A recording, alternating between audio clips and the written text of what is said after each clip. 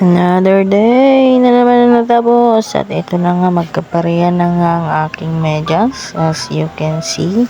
Handa na nga ako kasi papasok na naman ako sa trabaho. Araw-araw na lang. Grabe. Parang gusto ko lang matulog maghapon. Yan, papasok na naman tayo. Wala tayong magagawa. Hindi naman tayo pinanganak na kontraktor. Ay, cher.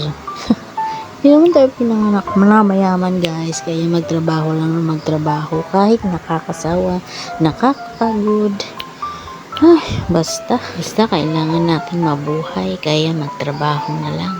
Kung ano-ano na ngayong pinaggagawa natin para lang kumita.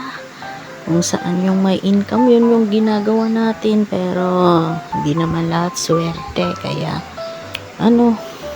pasensyahan na lang. Be patience. And, ingat always. You know, kain lang ng mani. Maniyuta. So, ayan na nga guys. That's all for today. Bye!